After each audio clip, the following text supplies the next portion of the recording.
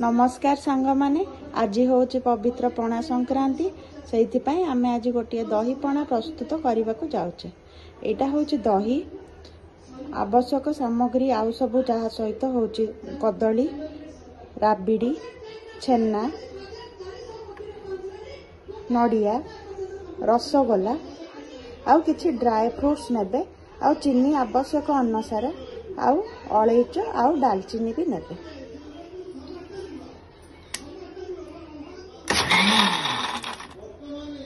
प्रथमे दही और किछि बरफ पकई ताकू आमे ग्राइंडिंग करिबा। एबे आपण देखि परिबे मु बरफ और दही को चीनी सह ग्राइंडिंग करी फेण करी ग्राइंडिंग करिछि। एबे आमे जहाँ सब देखैछे सामग्री से सब सामग्री को पकईबा जेमिति कि ड्राई फ्रूट्स हमर सब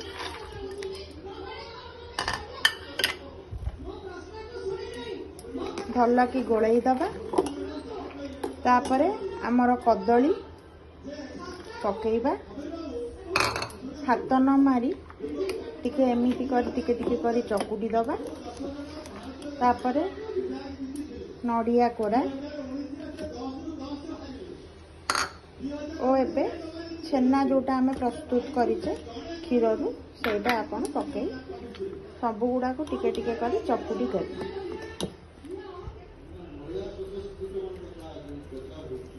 एबे आमे सब गुडाकर पणा उपरे टिके रसगोला पकाई सजाई दबा।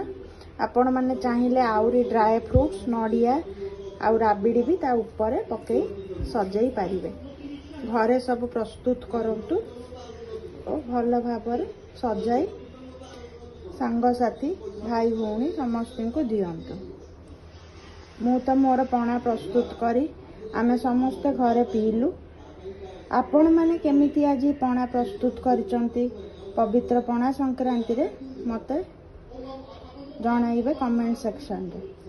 आ मो चैनल टी भल लागिले लाइक सब्सक्राइब करंतु। Thank you. जय जगन्नाथ।